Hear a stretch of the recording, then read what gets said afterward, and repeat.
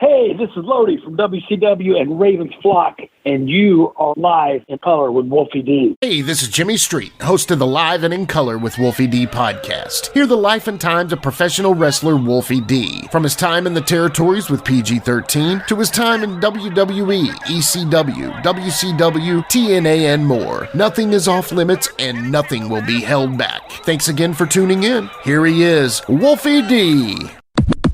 Hello, and welcome to Live and in Color with Wolfie D. You know who I am, and you know who this guy on the other end is, Jimmy, across the street. What up? You say it with such daggone fire, man. I love it. Yeah, man, I'm a house of fire this morning, man. You know, it's getting close to Halloween, and you know how I am. During Halloween, I'm always building some props and making stuff, and I got a really cool one that I'm adding to the stuff this year. Me and Isaiah went out here last night and started building a miniature wrestling ring, and we are going to feature some, the 5 foot, 6 foot skeletons. We're going to have some skeleton wrestling going on in the yard this year as a new piece. So it's going to be really cool. Be on the lookout on social media. Yes, definitely. We will be looking out for that. But here's the funny thing about that. You know how I make the reels for the show? I make the little stuff where I put the pictures and people are talking over it and stuff. Put a lot of work into it and focus and stuff. Wolfie can make one video of his Halloween and get more views than about 10 of those. But what's up with that? It was awesome, man. You got like 10,000 views on that one last time or something? It was crazy. Yeah, I remember you were talking to me about it, and you were like, "How many of them views do we get normally?" Because you probably don't even care, or you don't pay attention to that. I care. I know you care, but you don't pay attention to the numbers specifically. Yeah. And I'm like, I don't know, sometimes around 1,500, something like that. You were like, "Bro, I got like 8,500 on this one video," and I'm like, "Oh my god, that's amazing!" But hey, it's cool, man. It's Halloween. Everybody loves Halloween. You know, it is like it's become like the biggest holiday of the year, I think. I think so, because I think everybody enjoys it from certain perspectives, whether it's the kids getting the candy, the adults dressing up to go to their little functions, or the people like you who actually put a lot of effort into making the yard. It's like an experience, you know. It's cool. I love having the stuff that you can't buy. That's what I like. Exactly. You make your own. I love that. It's mine. Yes, all yours. You were a perfect member of the Disciples of the New Church, man. That's right. You got to keep the Halloween going, baby. So. Yes. I want to put a sign in my yard that says, "Hey, motherfucker, please don't throw your fucking trash." I live on a little bit of not a main road, but a lot of people travel this road, and evidently they think that my side yard is a fucking dumpster, and I get people throwing shit out there all the time. I need to hire James Mitchell to stand out there and hold a sign or something. Yeah, with a camera or with a video camera or a phone or whatever, and get license plates and fucking send that shit to the sheriff and give him a $500 fine. It pisses me off having to pick that shit up. If you litter, folks, you are a douche. I'm just saying. Yeah, don't be a douche. Especially in somebody's yard, man. It's one thing maybe going down the road and you don't want something to spill or something like that, or it's, old food you need to get out, and it's a wooded area. I mean, I'm not so against that, but I still don't do that. But damn, why you got to throw it in my yard? You know what I'm saying? Seriously, just don't litter. I mean, in the regards of even on the side of the road, somebody's got to clean that up, man. Yeah. And yes, it's kind of sometimes good to see the people out there in the orange jumpsuits. I don't know what their deal is. I'm just kidding. But you see them picking up stuff on the side of the road. They got to do that. It's community service, all that. But when it comes down to it, just don't litter. Seriously, just hold on to it. So easy.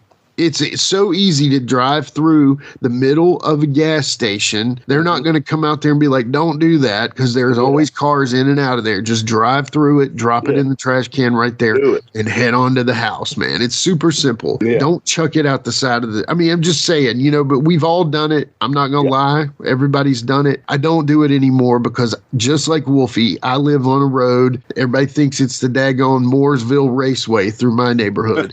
I'm always picking up stuff out of my yard. I mean, hats. Somebody had a hat. It was like a pair of shorts the other day.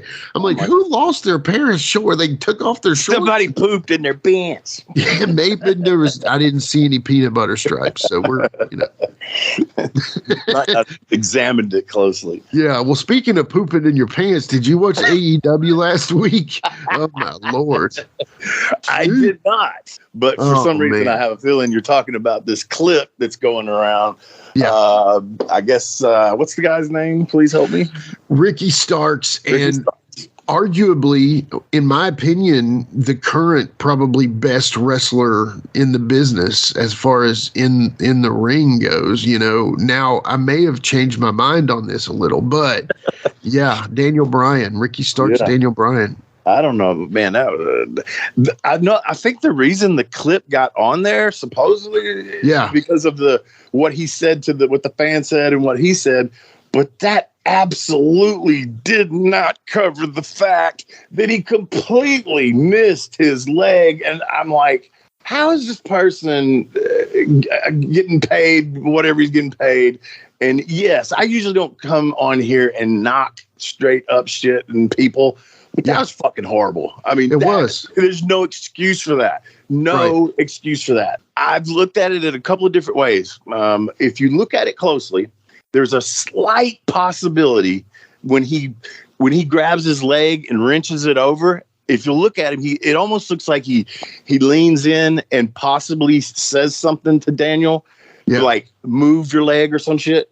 Possibly, okay? But still, that's just like shooting somebody into the ropes and telling them to duck the clothesline, and they don't hear you, and you throw that big rainbow clothesline over their head and they don't duck. Horrible. Same thing. Yeah. You swing that fucking chair. If you don't move his leg, you hit him, but you still can take care of him. Of course. That's horrible. There is no excuse for that other than the guys don't give a shit no more. Whether it, they expose and I guess expose really ain't the word because again, everybody knows, but I mean, come on. That's garbage, man. And if I was that fan, I would have had a comeback for that. I would have said, well, she's more believable than you are, is what I would say. Right. She does a better job of selling it than you did. So the part that I took such offense with, and again, I watched the actual showing of it on Collision, and the cameraman is from the other side. So obviously this is coming from a camera phone in the crowd. And then what the guy says was that looks fake or you're fake or whatever. That did look fake. And again, whatever. I know that's a bad word and it triggers all wrestlers. I get it. It triggers me and I'm not even a wrestler. Yeah. But when it comes down to it, the fact that he's not moving his leg, maybe you thought he was going to move his leg, whatever, but you can still do a halfer, right? You can still put most of the impact of the side of the chair on the post, but then you can still catch his knee. It's going to be a flat shot. It's really not. I mean, I'm just saying there's a safe way to do that. I would think he would try to hit on the thigh or something. The thigh's that's not going to, straight on the kneecap could hurt you. Right. Thigh, probably not, if you know how to work a chair. Evidently, you don't know how to work a fucking chair. But clearly. Whatever. Yeah, man. But that's complete trash. No excuse for it, in my opinion. But, it was garbage. And I don't, but whatever. And I was just like, and I posted that in the Give Me Back My Pro Wrestling group, which if you're not in there, join at GMBMPW. But anyway, when it comes down to it, I said, AEW apologists, explain this one to me. Right.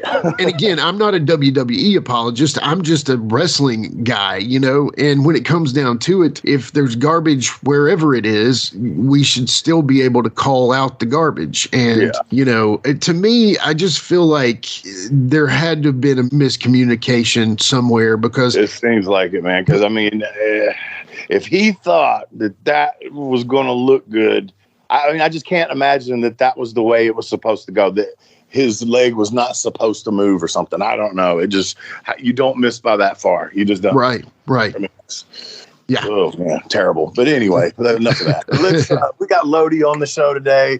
This should be really cool. Haven't seen him in years, and just reached out to him as I usually do on Facebook. Hey, man, you want to come on? He said, absolutely, right away. So let's take a break and let's talk to Lodi after these messages. Hey, folks, to get your official Live and in Color with Wolfie D merchandise, go to prowrestlingtees.com/live Wolfie D. Check it out.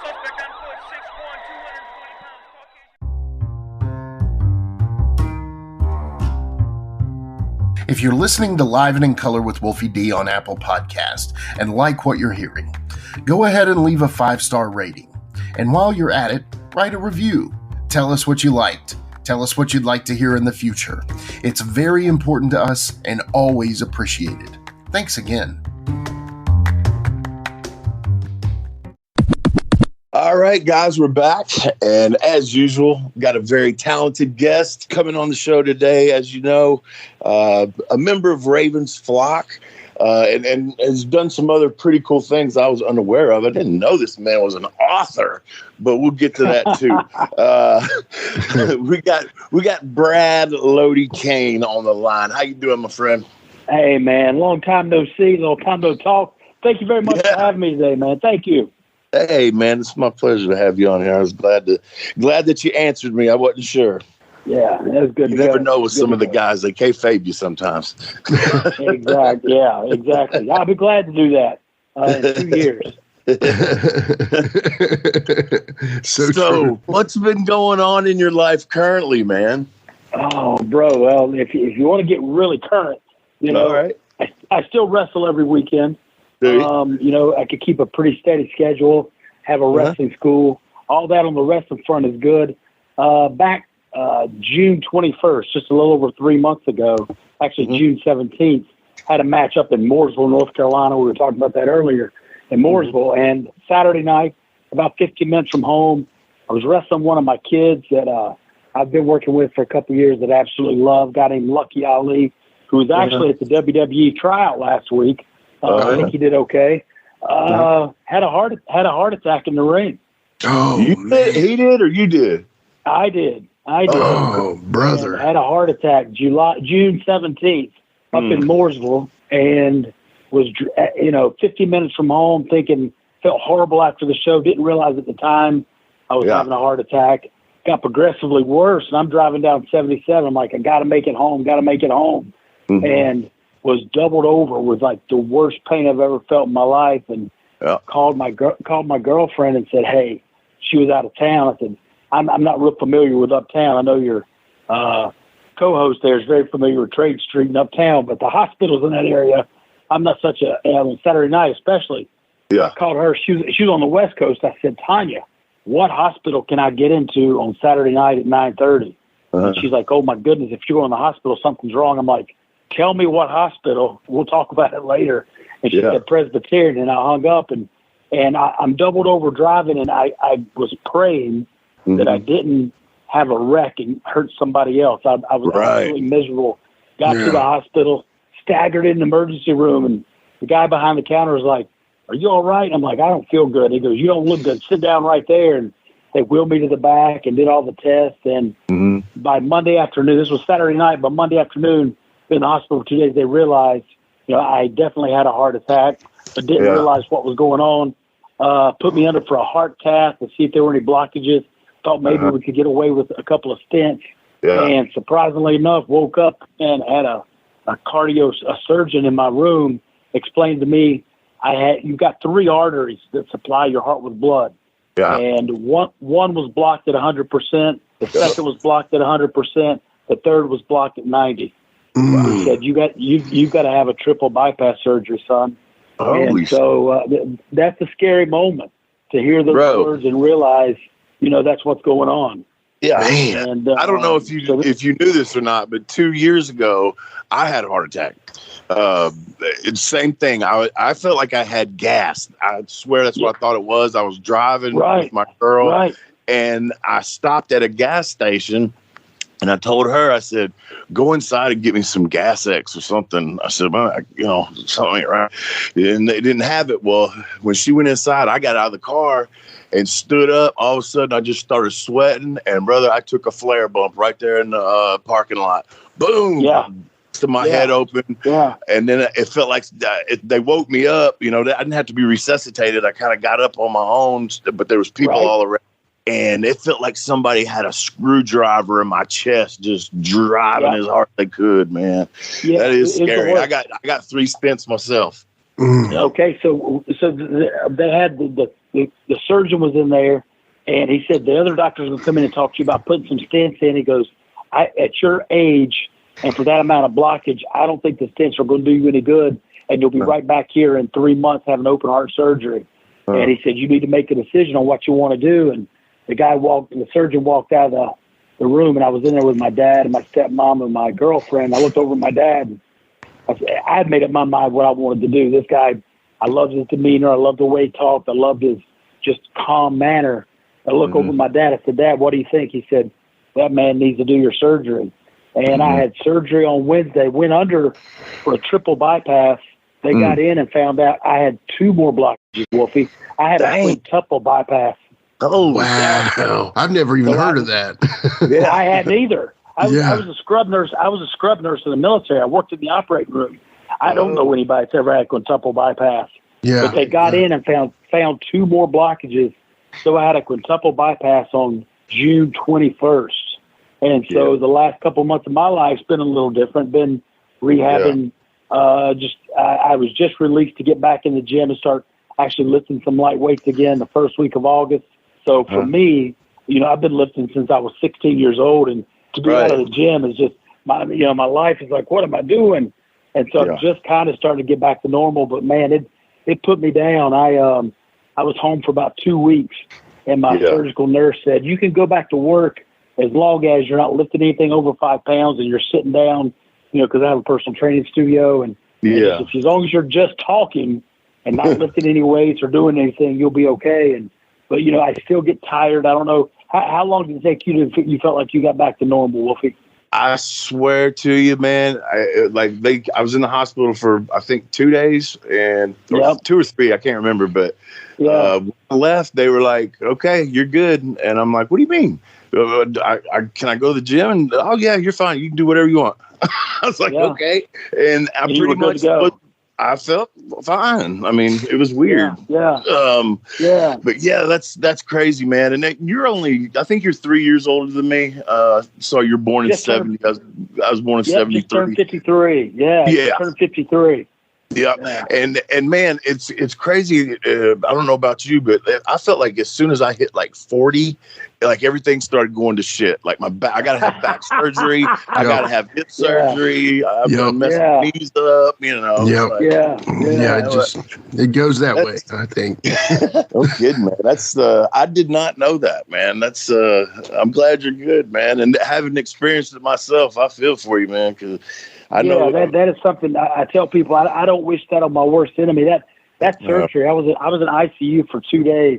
Yeah. And, it was a bear, and I've got the big scar running down my chest now, all the way down and the whole 9 yards. And, but it's like you said, it's like you at a certain age and all those bumps and all the chair shots and tables and all the crazy stuff you and I did when we were younger.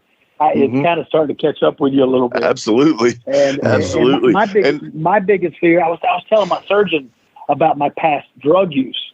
Right. To me, that obviously had something to do with my heart attack. And he looked at me and said, son, I'm not trying to burst your bubble here. He said, but yours is more due to hereditary than anything else in genetics. He said, drug abuse didn't have anything to do with this. I was like, all right. So, what they told me, and I mean, obviously I partied too, man. So I kind of thought that was part of it as well. Right. But what scares me the most, though, I started thinking and I was never a huge juice guy, but I did my fair share. And I think that contributed to it more than anything, and heredity, because my mom had that shit too. Right.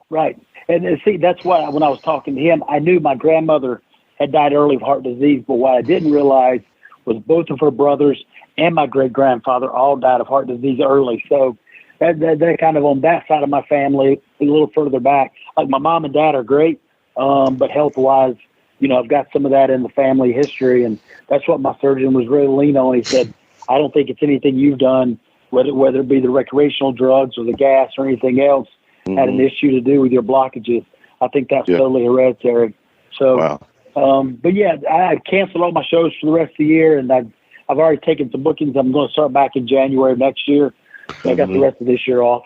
But that was kind of an eye-opening experience, and I'm thankful that I'm still here and trying to live each day, as a gift, because if God had been ready for me to come home, he would have took me home that night, because I couldn't imagine dealing with much, much worse pain. It changes your outlook, don't it?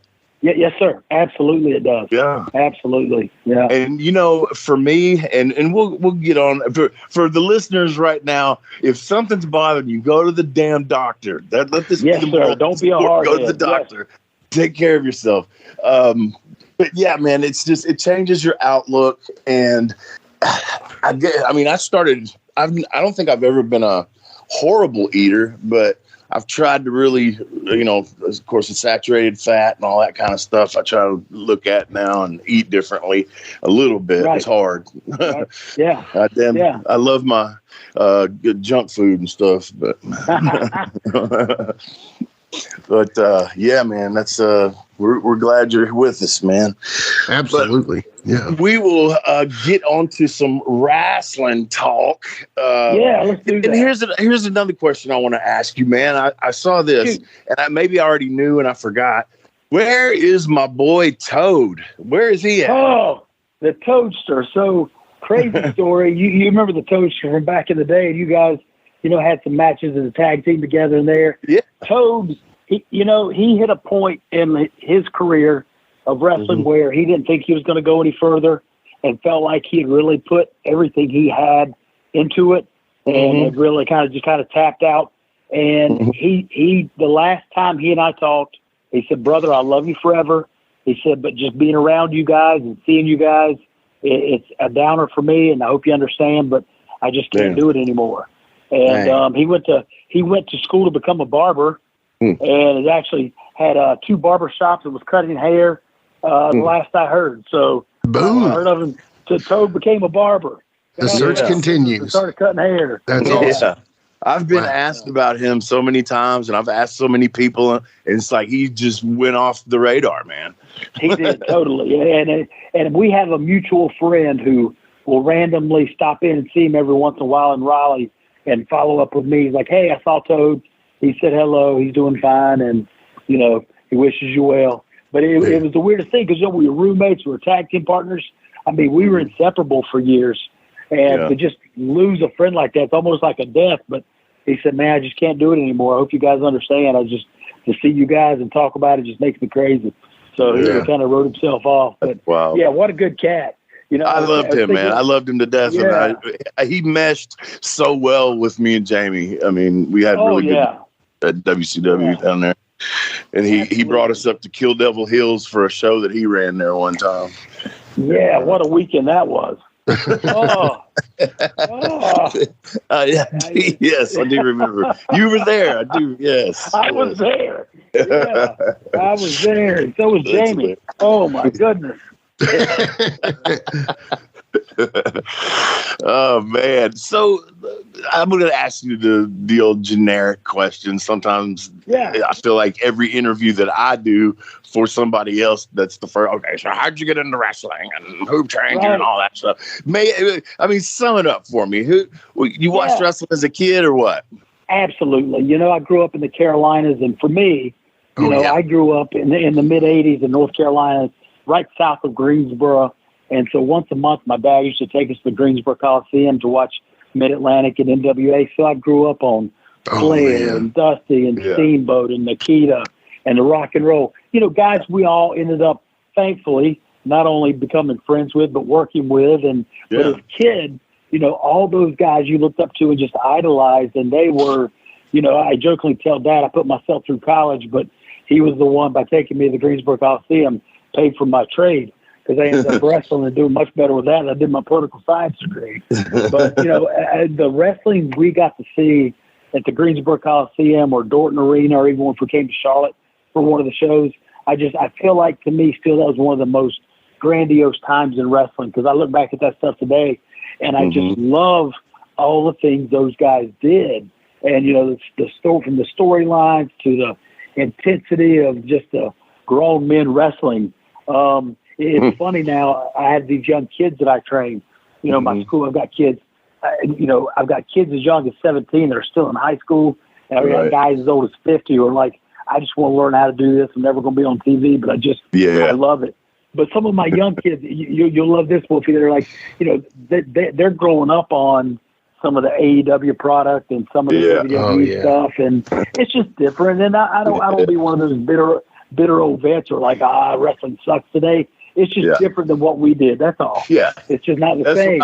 It's not what I signed up for. Well, they learned on video games. They learned on video games. So it's spot for spot. It's not a story. And that's what you'll love this. So I get these young kids, and they didn't grow up on any of the old WCW stuff, like even before I got there, the old NWA stuff. Yeah. And it's funny how many of these young kids that are high school kids, when I show them like some of the old stuff, they're like, man, they make it look so real. Yeah. Fucking amazing. I'm like, wait a minute. Isn't that our job? Yeah. Can you imagine? We're not signing up for Cirque du Soleil. We're signing up to be a professional wrestler. So, but it's just when they're like, and they all say it to the same degree. They're like, man, they make it look like they're really hurting each other. I'm like, God forbid, right? It's like, oh boy. Okay, so Wolfie's voice in his head, when he thinks of wrestling, the voice is Lance Russell. Please tell him the voice that you hear in your head. Oh man, Bob Caudle. Bob Caudle, that's it. Yes, sir. It's got to be. That's my childhood, That's the voice. Every Saturday morning, they'd have the taping that they did. They do the taping out of RAL Studios there in Raleigh, and they put it on Saturday morning. And, they used that show to drive you to the Coliseum that night to watch the big show. Yeah. And it was, they'd always leave you hanging at the end. And they did a great job. And for a 9, 10, 11, 12-year-old kid, man, it was all that in a bag of chips. So, grow up being a huge fan and going through college. I ended up living with a guy who was an indie professional wrestler, and he wanted me to wrestle when I was in college. But I was working 7 nights a week as a bouncer, put myself through school, and like I said, I was in the reserves. I just didn't have time to go on the road and pay for my wrestling habit. And I opened up a personal training studio once I graduated college, and a guy stopped in one day and said, "Hey, would you like to sponsor a local wrestling show?" And I said, "Of course, I'm a wrestling fan." We get to talking, and he's like, "Hey, my wrestling trainer really needs to get in better shape. If you ever thought about wrestling, maybe you could train him in the gym and he could train you in the ring." And I'm like, well, that sounds like a cool deal. And it turned out to be C.W. Anderson. Wow. And so C.W. was my trainer, and that's how I met Toad. Toad came into the gym where I was working out, not my gym, but the gym where I trained. And right after I started wrestling, he goes, "Hey, I want to get into wrestling." And somebody told me, a guy, and it was C.W., and he was up in Smithfield. We were in Greenville because I went to East Carolina University. So we're about an hour and 45 minutes away from CW school, but we would go up on Tuesday and Thursday nights and train under CW. And the business has changed so much from when Wolfie broke in and I broke in. I've been to 4 practices, and I tell this story to my kids because I think they have it so easy. I showed up for my 5th practice, and I put my boots on or whatever, and CW looks over at me. He's in the ring with somebody already, and he's like, "Meathead, you're going to keep coming back, aren't you?" And I'm like, "Well, yeah, why wouldn't I?" He said, "Okay, so I'm going to teach you how to work." He said, "Tonight we're going to start teaching you how to work." And I'm like, I'm looking around, I'm like, "Bro, this is my 5th night here. It's not my first night." He goes, "Oh, yeah, but those other nights I was just punching and kicking you to see if you'd quit." I'm like, "What do you mean?" He goes, "That's not wrestling. I just want to beat you up because I didn't think you'd stick it out." So my first 4 nights of practice was just basically getting beat up and not knowing any better and too dumb to quit and kept coming back. So, that's how he started. Then we started actually learning how to wrestle and work, and probably 2 months later had my first match, and obviously was not ready and totally green and terrible and awful and all that good stuff. And, you know how that goes. But I got kids now, and I really am so blessed to be able to run a school at this point in my life and have so many just good kids come out to learn, and then they're teachable and coachable. And I've had so few bad apples out of the guys I've had since 2018. It's really been a pleasure. I've really enjoyed working with all of them. It's been really cool. Let me ask you this, man. Your Wikipedia lists a very instrumental guy in my career as one of your trainers. It says George Weingeroff. Is that correct? So how that got on there, George came down to one of Toad's shows down at the beach because George was, George was legally blind, right? Yeah. And so that whole thing was for the Lions Club we did down there at Nags every year to raise money for the blind fishing tournament where they would bring the blind people in North Carolina. They would bring in a couple of hundred every year for 3 days down at the coast, and they would take them fishing and take them out on the boat, out on the pier. And basically it was a 3-day thing for those guys to learn how to live a more effective or a more efficient life, even with the blindness or whatever they were dealing with. But George was at a show, and he had actually come to be a guest at one of Toad's shows. And he sat in the front row one night and watched us wrestle the Rock and Roll Express. And I guess at this point, Toad and I might have been wrestling a year and a half or so. And we were back in our hotel room, and there was a knock on the door. And George walks in, and it's like 11:30 or whatever. He goes, "Can I talk to you gentlemen for a minute?" And we're like, "Sure. What's up, George?" He goes, "Hey, I sat in the front row tonight, and I watched your match, and I feel like you guys are good enough. If you want, you can probably headline armories and high school gyms for as long as you want to be a main event at indie level. You could do this. If you'd like to make some real money, I got a good friend, Pez Watley, who's one of the trainers down at WCW, and I'll be glad to put in a phone call for you guys if you guys want to go down and try out at the power plant and see if you can get in WCW school and go down to Atlanta and make you guys some real money.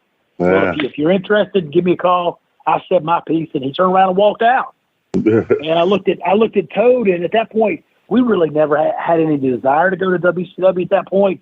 We'd only been wrestling, like I said, a year and a half, and Toad was kind of leaning towards wanting to go to ECW, and I was just having fun with it for a while, and we said, "What do you think?" And we called down to Pez, and they had a tryout in 3 weeks, and Toad and I did some work to get in a little better shape, and we went down for that crazy power plant tryout. And it was a 3-day tryout. We had 27 guys show up, and at the end of the 3rd day, there were 3 of us left. And Toad quit the second day. And it was just, it was brutal. He pulled me aside. He goes, "Hey man, you keep going." He said, "You're killing it." He goes, "I can't do this. This is too hard." And, here was the thing, and I'm sure you guys have touched on this or talked about it before, but if you haven't had anybody on that went through the power plant tryout, it was just a moneymaker for WCW. Right.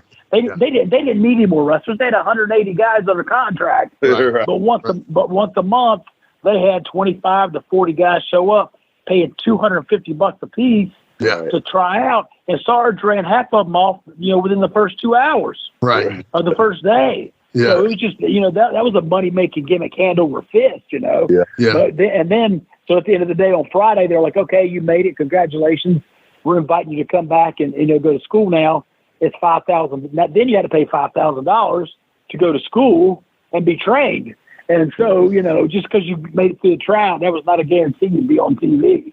So, went through that deal, moved down to Atlanta a week later, and that's where I met Raven. After about a month and a half, we were out at a bar one night, me and Johnny Attitude. And Raven had just come down from ECW, and Johnny saw him from across the bar and just said, "Hey, I know Raven. I'm going to go say hello to him. Let's go say hello." I'm like, "I don't know him. I don't want to bug him."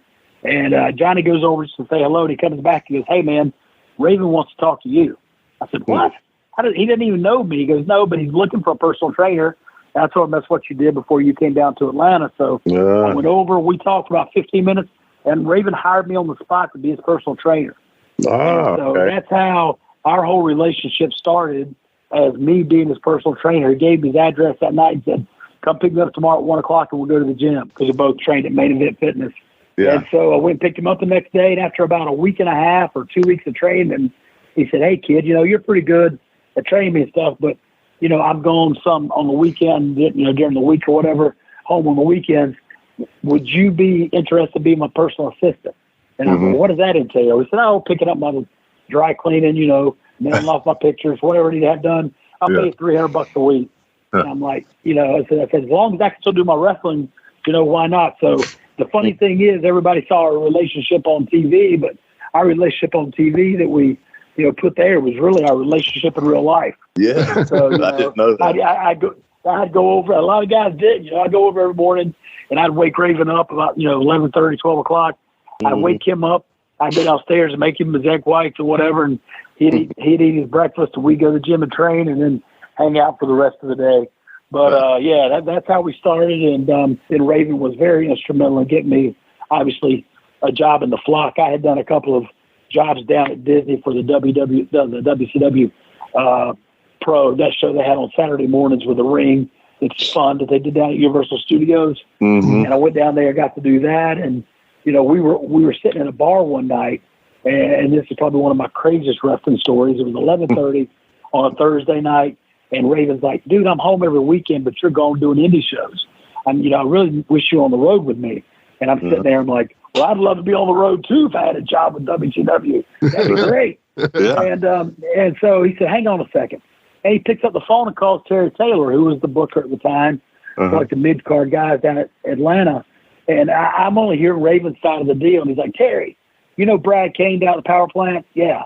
How about if I put him in the flock on Monday at Nitro? Will that work? Because Stevie had just gotten hurt and Stevie Richards was out. And Raven's side of the conversation goes, oh, yeah, I forgot. My bad. Oh, that's cool. Well, thank you anyway. I understand. That's good. Well, thanks. Click. And it just didn't sound good. And he looks at me and I'm like, well, that didn't go so well. He goes, oh, it went great. I said, what do you mean it went great? It didn't sound like he wants me on the road. He goes, I wanted you on the road Monday at Nitro. I forgot. We got a pay-per-view Sunday. You start Sunday at the Auburn Hills at the Palace. That's awesome. Yeah. So I'm like, but here's the thing. So it's Thursday night at 11:30 or 12. We're in a bar.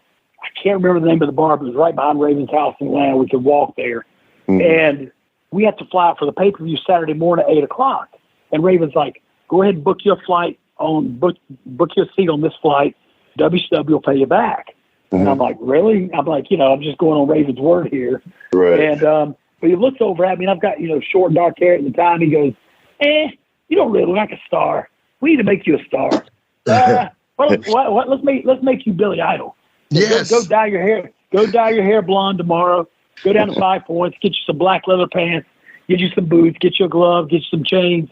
And so it's Thursday night. I've got one day to get all this done because my flight's at like 8 o'clock on Saturday morning to fly to Detroit.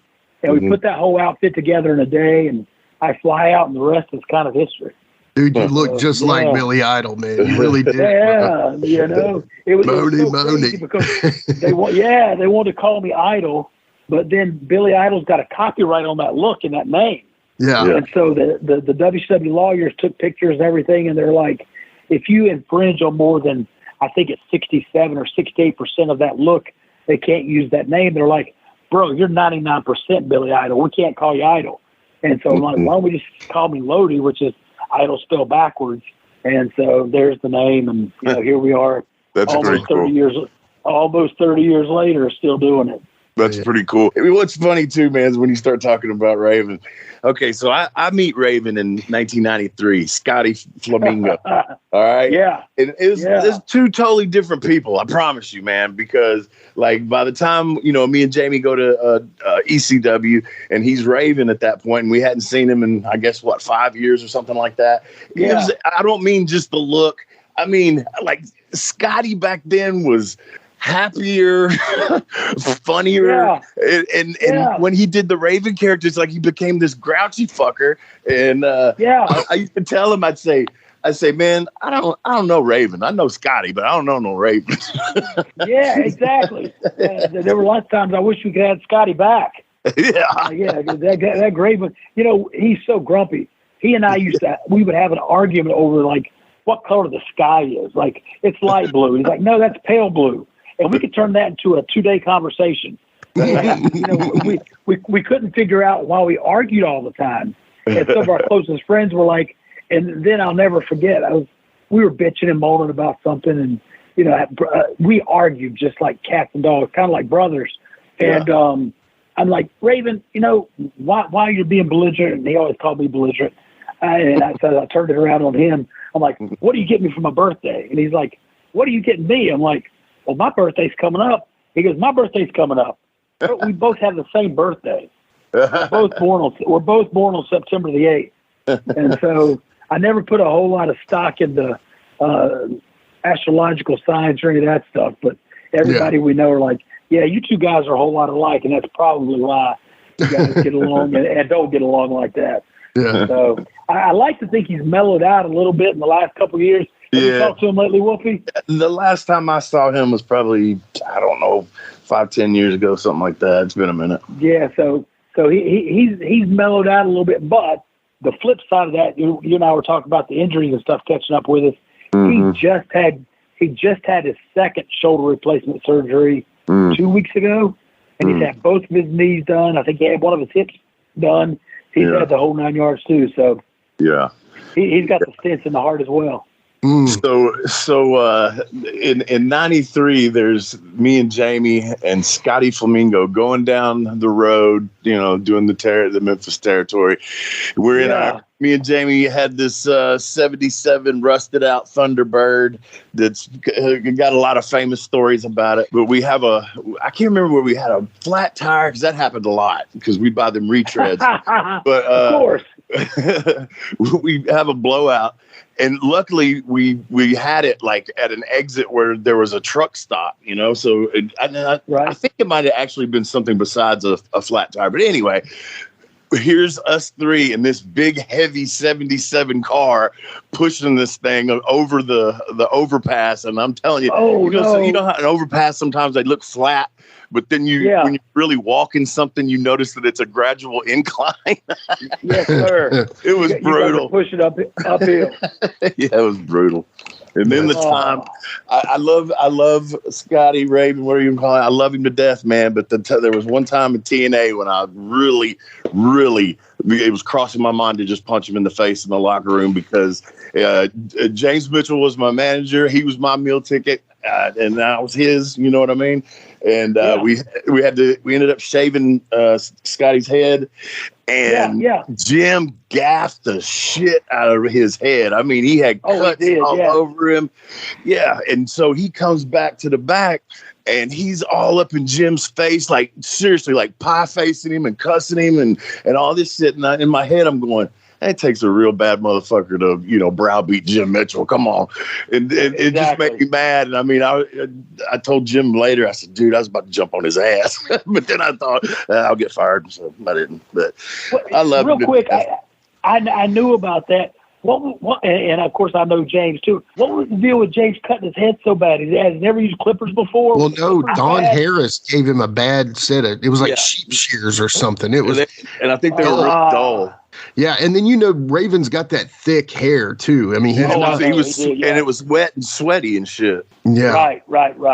I'm sorry, I shouldn't have told this story for Wolfie. He just told it on our show, so I'm pretty.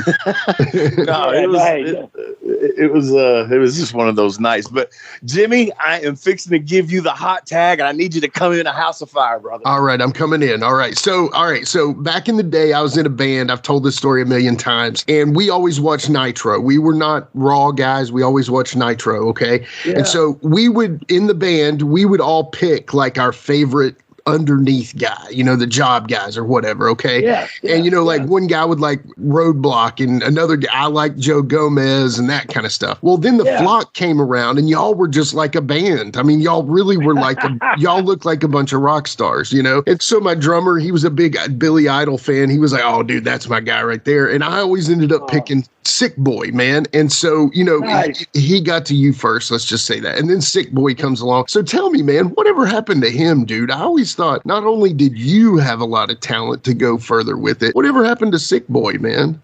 You know what? You're not going to believe this, but I just got a text from him at 12:06. Really? And just now. Yeah, he just texted me. So he's one. I don't know that he stays in touch with anybody else in wrestling besides me.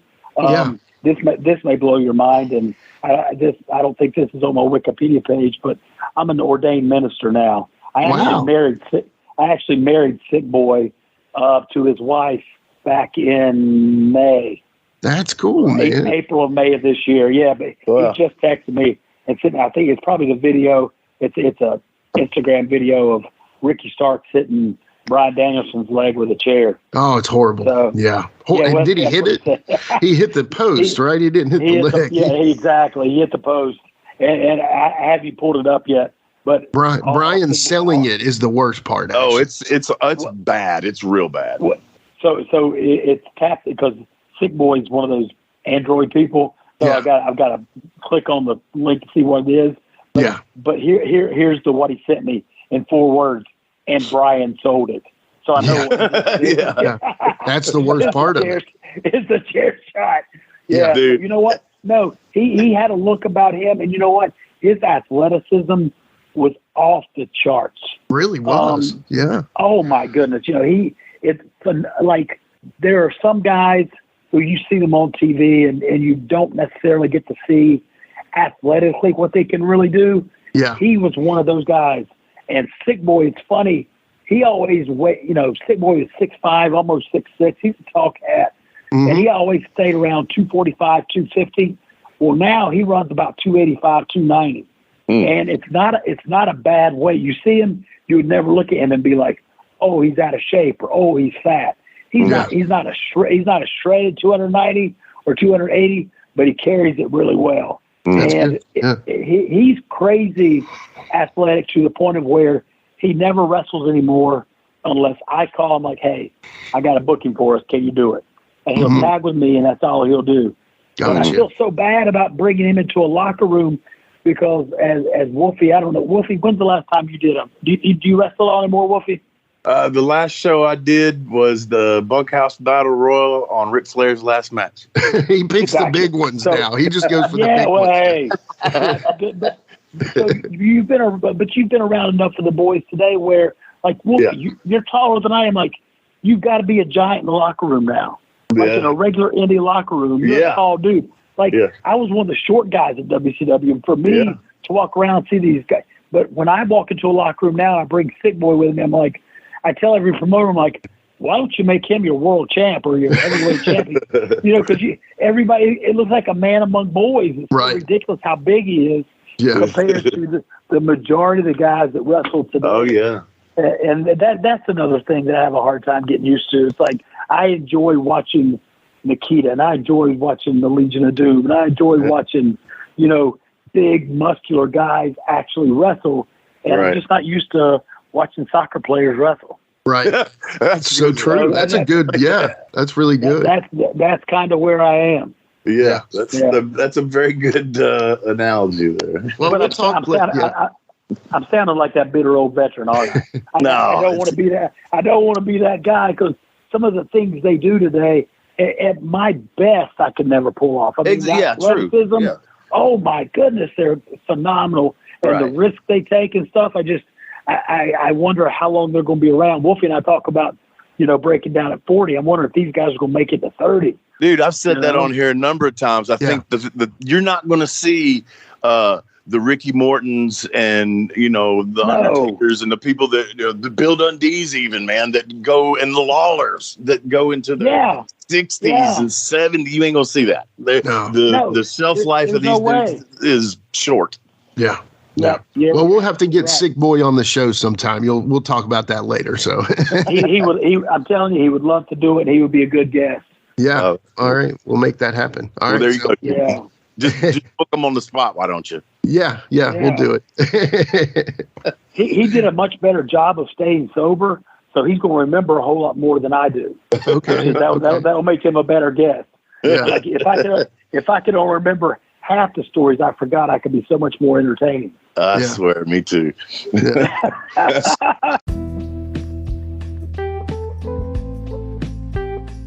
Let's take a quick time out and get a word from one of my dope-ass sponsors, and we'll be right back with more Live and in Color with Wolfie D. This is Steve Bowtie Bryant here. Back in the 90s, I was a pro wrestling photographer for the South, and I released what might have been one of the original sets of indie trading cards. I ran across some of these original sets. They were up in Randall Fanning's attic all this time. PG-13 rookie card. Ricky Morton, George Weingeroff as the Sheep, Chris Champion, Reno Riggins, Billy Montana, Gary Valiant, the Scorpion, the Medic, Rick Reynolds, Jeff Daniels, Mephisto and Dante, Ben Jordan, Steve Neely, Marcus Woodrow, Clinton Charisma, Little Farmer John. If you'd like an opportunity to get these cards, contact me now. You can get them for only $49.99. Contact me at stevebowtiebryant at iCloud.com. Get your set now while supplies last. Support for Live and in Color with Wolfie D is brought to you by Manscaped, who is the best in men's below-the-waist grooming. Manscaped offers precision-engineered tools for your family jewels. Manscaped recently launched the Ultimate Men's Hygiene Bundle, the Performance Package. Join over 4 million men worldwide who trust Manscaped with this exclusive offer for you. 20% off and free worldwide shipping with the code WOLFIE at manscaped.com. If my math's correct, that's about 8 million balls. So let me ask you this. Speaking of maybe hurting your memory, your brain cells, your very first match on Monday Nitro is against Chris Benoit, man. Seriously. Talk about that. You know what? To this day, a lot of people harbor a lot of resentment or anger towards Chris and what he did and how he ended his life, Nancy, his son, all that stuff. When I came into the flock and started on TV, Raven was in his first feud with Benoit, so we were working with Benoit every single night, and that was my intro into WCW. And then my first match, of course, was with Benoit, and we were doing an angle where Raven was out. He had pancreatitis. He was in the hospital for like 11 days and almost died. And so while he was in the hospital, they had to come up with an angle to keep everything going. So what they set up was before Benoit could get back at Raven, he had to go through everybody in the flock. So at every TV, I think we were in Knoxville, Tennessee, or Chattanooga, and Sick Boy had just wrestled Benoit, and we were back in the back talking, and Terry looks at me and goes, all right, he said, you got Benoit next week. And we were going to be in Buffalo. So I had a week to think about this match. It was going to be my first Nitro match. And again, like you said, against Chris Benoit. And so we brought Toad up earlier, which was great because Toad was my roommate down in Atlanta. And I got home and I'm like, Toad, guess what? My first Nitro match is going to be against freaking Benoit next week. And he said, oh, man, he's going to plan that match. But if you could plan it out, how do you think this would go? Or how should it go? And Toad and I put this whole thing together where if it was up to me, because we had to come over the rail, and Benoit said, I hadn't had a match yet, but the fans absolutely hated my guts.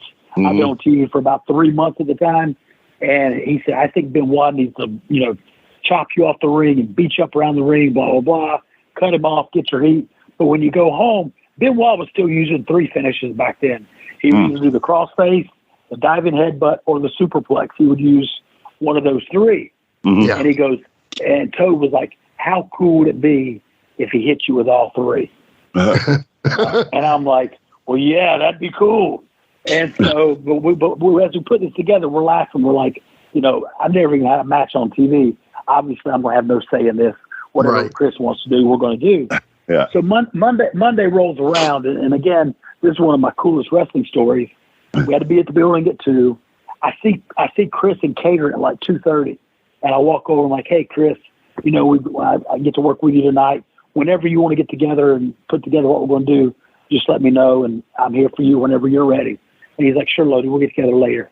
And so 4 o'clock rolls around, and I see Benoit again. I'm like, hey, just whenever you're ready to get together. He goes, okay, Lodi, whatever, we'll get together later. So we haven't talked yet. It's like 6 o'clock, and I'm looking for Benoit. I can't find him. And so no big deal. 7 o'clock rolls around. Now, the show goes live at 8. And back in those days, I don't know if you remember or not, but the flock, we always sat in the front row at Nitro, Thunder or whatever. And so some nights we came down through the crowd after the second or third match, and some nights Raven wanted to be out there when the show started. So our seats were empty, waiting on us. And so it's like 7:15, And I'm like, hey, Raven, are we going out before the show or are we going out during the show? And so one thing that Raven and Saturn and all of us would do, when we're sitting out there, we'd send the Marks to get us beer. And so we're sitting in the front row, but the Marks are just bringing us beer all night long. So we're sitting out there getting hammered at ringside. and you know, we didn't have any backstage, and Raven was drinking a lot back then. But now this was, he, you know, had the pancreatitis. He was getting ready to stop drinking because that's what gave him the pancreatitis. Yeah. And, or cut back. And so he wasn't there that night. And so I remember saying, Saturn, when are we going to go out? Because Saturn was kind of in charge. He goes, let's go out before the show starts. Well, that means we've got to go out at 7:45. Well, it's 7:15, and I haven't even talked to Christian about our match. And now, so I've got 30 minutes before we're walking out, and I'm looking everywhere backstage for Benoit. I can't find him. And now I'm starting to get a little nervous. Not that I need every single move planned out, but it's my first live match on Nitro against Chris Benoit. I want it to be good. I knew Raven was sitting at home watching. And so it's about 7:40, and I'm like, Saturn, what do you want me to do? I can't find him. He said, look for him one more time. If not, you guys can just call it in the ring. And I'm like, that's not what I want to do, but I'll just trust Benoit. So it's like 7:40, and I'm going back to where they were all waiting on me. Well, Benoit walks around out of one of the locker rooms or whatever. I'm like, Chris, can we please talk for just a second? He looks at his watch, and I can tell he's getting frustrated. He's like, Lodi, we're not even until the second hour. What's the big deal? I'm like, no. We're going out before the show starts. We're walking out right now. Can we just at least kind of get an idea of what we want to do? And he looks at me and he goes, what would you like to do, Lodi? It's like everything in my life stopped for a second because I'm like, hold on a second. Benoit just asked me, what do I want to do? Yeah. And I've got this match that Toad and I'd come up with in my head. So I'm like, how about we do this, Chris? And I'm like, I'll come over the rail, glide me off the apron, chop me all around, boom, boom, boom. I lay the whole thing out for him, the 3 finishes, everything. And I look at him thinking he's going to be like, that sucks. Or he's going to look at me and be like, yeah, we're not doing that. He looks at me and goes, see you out there. Turns around and walks off. And I'm like, huh. So we go to ringside. Cliffhanger, like, okay, so what, you know, he said, see you out there. I guess he liked it. So anyway, the match starts. I gave it to him one time, Wolfie, and you know guys are like this. He does everything exactly like I laid out to him. We get to the part where I'm supposed to cut him off. Nick Patrick leans in. We'd run over to the next hour. He goes, Raw's getting ready to go live. Sorry, boys, we got to go home. Benoit's like, sorry, we got to go to the Superplex. He sits me up on top, Superplex, diving headbutt, crossface goes over. But everything was like, Raven called me. Everybody's like, dude, that was great. It was so funny because Booker T and Stevie Ray were backstage, and they were like, when did you learn how to work? I'm like, what do you mean when did I learn how to work? They're like, wow, we didn't know you could work. We thought you were one of Raven's drug boys. I didn't know you could actually wrestle. And I'm like, oh, great. You know, but that was my intro to WCW, my first match. And, you know, Benoit was like, he was phenomenal. I tell people to this day, he was the best I was ever in the ring with. He was that good. Yeah. You know? That's what Kurt Angle said too. And I mean, Kurt, you know, if Kurt says it, I mean, you said it, Kurt said it, it's pretty much, yeah. Yeah. Well, Kurt's been in the ring with me, so he's full of shit. Good point. He meant to say second. What was I thinking? Wolfie, you know, it just hit me. I was thinking about this while we were talking about the Raven thing. You don't remember this, I bet, but you know, did you do Toad Show down at the beach once or twice? Did you guys come down once or twice for that show? I think once. You guys were there when I wrestled Hammer and they shaved my head. I don't remember. I've got a picture. You guys are in the ring holding me while Hammer's shaving my head. Oh, really? Yeah. Yeah. Okay. I got my hair because I had just come off TV and I want to change my look up. And so I've got a picture of you guys holding my arms while Hammer's shaving my head. Wow. I just thought of that. We were talking about Raven a second ago. Yeah. It's at the office. I'll text and send that to you later today. Yeah, please do, because we can use that for the promo for you coming on the show. Yeah, man. Oh, cool. Absolutely. Yeah. Man, the only thing I really remember about that, I remember the name because it's so unique, Kill Devil Hills, and I remember how long the drive was from Nashville. Oh, brother! And I remember eating What was that? I had a shirt from this bar that we went to and ate and drank. Probably, I can't remember. It was something funny. I think it had. Yeah. It was one of those shirts that kind of looked like the Big Johnson shirts at the time, but it's not what it was. Yeah. But I don't know. I can't remember. That's what I do remember about that trip. Yeah, not my match. I don't even know who I worked. I think, did you guys do a 6-man with Toad, or did you wrestle against Toad? Do you remember? I have no clue. No clue, huh? Yeah. That's been a minute. It has. I think it was 2000, 2001. So you're looking at. Had to probably be 2000, because by 2001 I was Slash and I was in TNA. Okay, there you go. So it was 2000. Yeah. Okay, I vaguely remember a story, and I'm thinking you were there for this.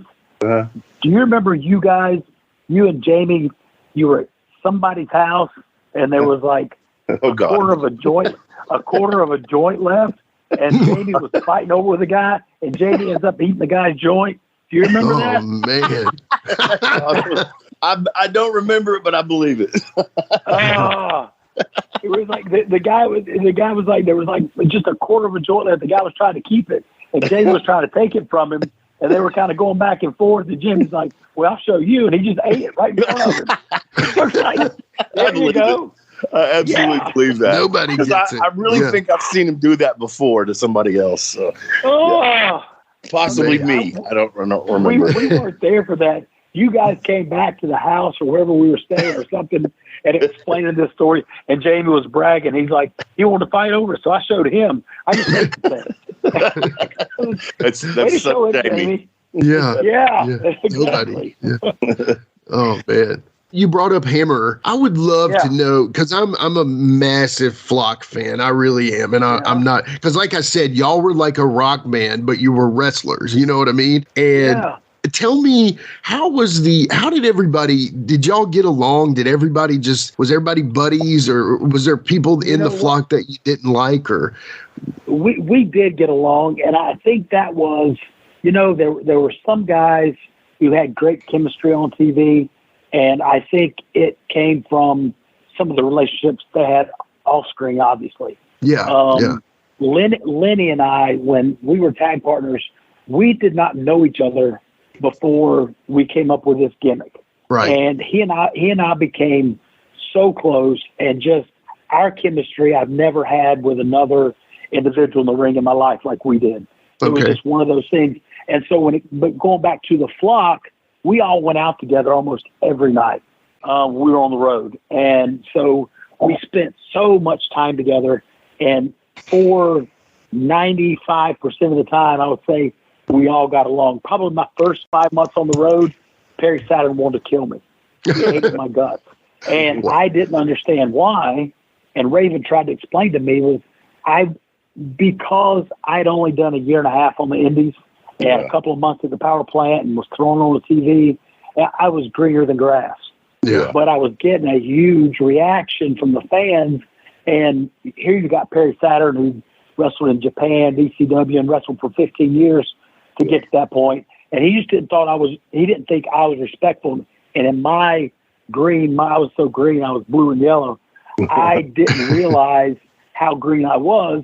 And I thought I deserved to be there. I'd earned my spot.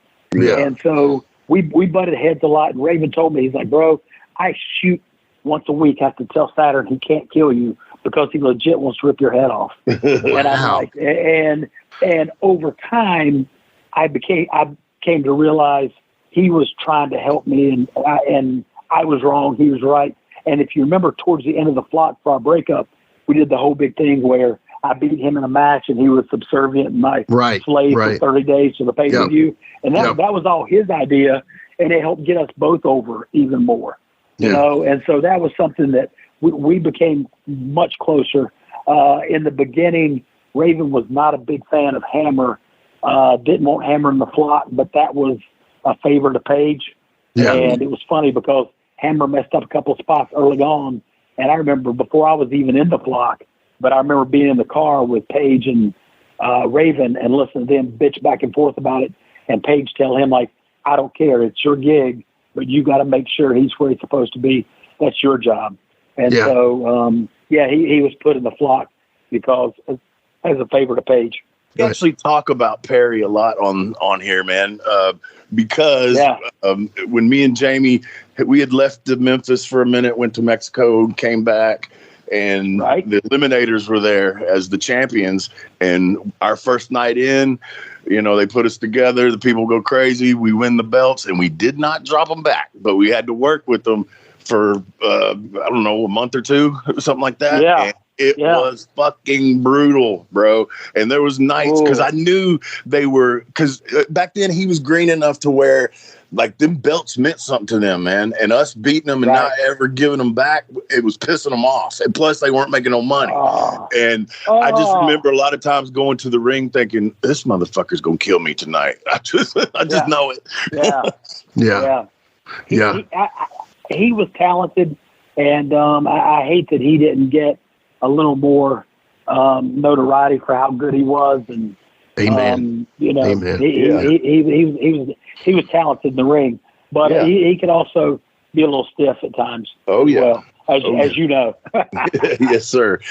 Do you know anything? I mean, I know I've heard some stories that he was possibly on the streets and, all this. Have you heard from him? Do you know anything about where he's at now? I do not. The last I heard of him, he was not doing well. We did a reunion autograph show somewhere up north, maybe 8 or 10 years ago that he was there. And then I saw some stuff later on. He got on social media for just a little while. We had a couple of conversations.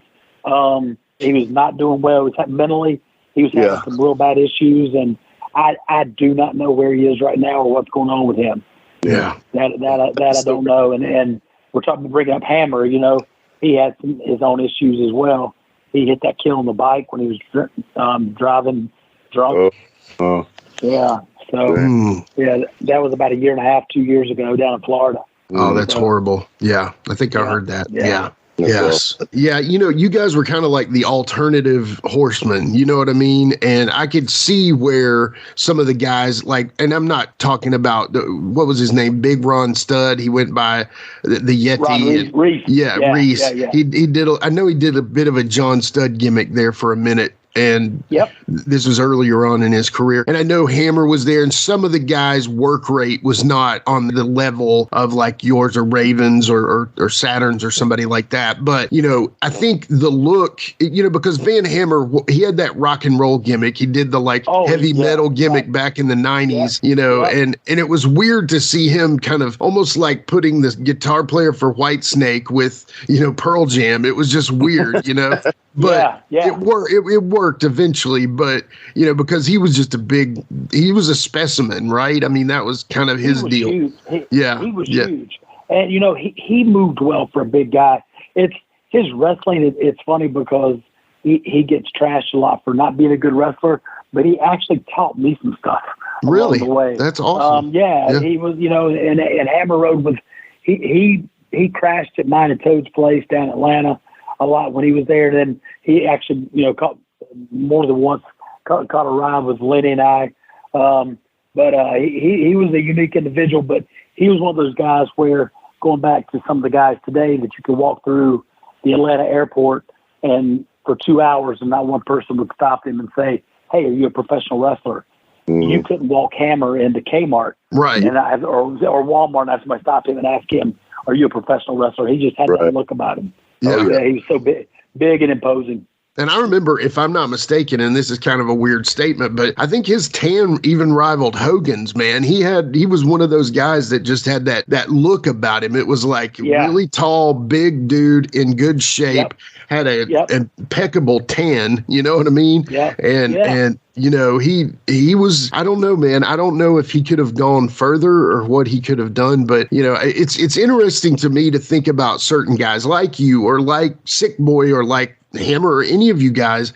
Had you been given the chance to go further, especially after the WWE buyout and stuff, I would have loved to have seen that. I know they didn't have a clue what to do with the Raven character, unfortunately. I mean, they tried, but it just felt like they didn't. Because I always thought that Raven, there needed to be that element of him. He's going to eventually lose, but he needs to win some too. You know what I mean? And I always thought that worked the best for the flock, is that you guys, you got to win some, you know. It's, and again, maybe it's not about that. You're getting a paycheck, and as long as you got a job, whatever. But in the storytelling of it, I feel like you eventually have to win some to make you guys viable. Well, you know?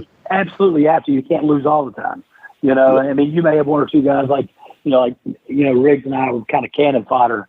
Yeah. But, you know, and thankfully, like I was another guy that we haven't mentioned yet, but was, I think, a big part of the flock, obviously, was Kidman and his ability. You know, he was so good.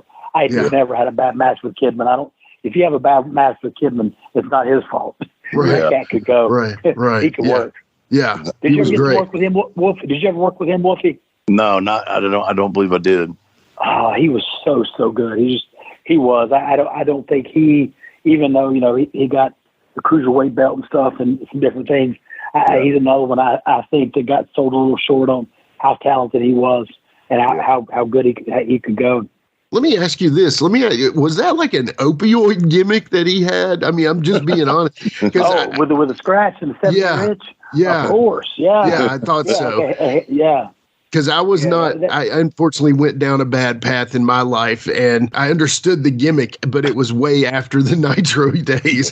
But yeah, exactly. That was pretty crazy, because he's going out there scratching and stuff, and I'm thinking, man, I think that was an opioid gimmick, man. Raven took, so for everyone that was in the flock, Raven had taken the time to give all of us, probably me the least, because I knew what he wanted, but he had given everybody certain things he wanted them to do. And I feel like the guys who listened to him got over, and the guys who kind of wanted to be cool and do their own thing didn't. Gotcha. Like, that makes sense. Sick Boy, he had you know, he was big on that movie Train Spotting. Right. And feeling some of the character stuff from there. And I felt like Sick Boy didn't want to buy into, and I love him to death, but he always had this air of, well, I'll do this, but I want to be a little bit cool on the side, you know. And Riggs is like, I want to do this, but I want to be the cool guy too. Well, Raven was the cool guy, right? You know, he was the lead. It was Raven's flock, right? Lodi's flock or Sick Boy's flock, right? Or Reese's flock, right? I feel like if all of those guys would have taken the cues and things from Raven that he gave them, because he has that mindset about the business and knows what works, I think the whole flock could have been even better, and the guys who've gotten over even more had they paid more attention and not tried to do their own thing. Yeah, honestly, with their characters, because he just Raven was that good with that stuff. And I mean, and then came Goldberg, basically. Seriously. I mean, I'm not knocking Goldberg, but that was a time where it was like, okay, let's feed the flock to Goldberg, you know, or let's, you know, and these kinds of things. And I mean, I liked Goldberg when he was called Nikita Koloff. Let's just say that. Not knocking Goldberg, but I just saw it immediately as a Nikita gimmick. Again, he did a much bigger and more things than Nikita did. But at first I'm like, oh my God, this is just a Nikita dude, you know, come on. So, you know, what's funny about that, I'm glad you brought that up, because some people don't get it, but I obviously grew up watching Nikita. Yeah. And Nikita and I are good friends now. We do a lot of ministry work together. We actually went to lunch about 3 weeks ago. That's and awesome. I'll never forget when the first time I met Nikita out and spent time with him outside the he obviously wasn't wrestling anymore, and I had just come off TV, and he and I were at a seminar, and he was sitting about 2 rows up in front of me. He had to come in a little late for the second day or whatever, and we weren't sitting together at the time. But I looked at him, and I was in the power plant with Bill when Goldberg was at the power plant training, and Bill and I were friends. Sure. What you just said, I'm sitting there and I'm looking at Nikita kind of from the side and 2 rows back, and I'm like, he looks just like Bill Goldberg. and it was funny, but this is a line I've got to give Toad credit for. We talk about everyone knows, you know, wrestling, you know, is a work. They know today it's not real, et cetera, whatever you want to call it, however you want to say that.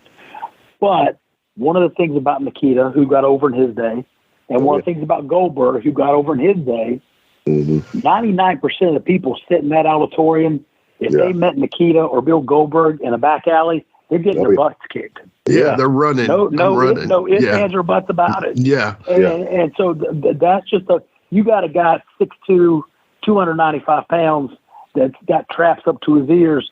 That's just believable. Yeah, and it is. Nikita had the same thing.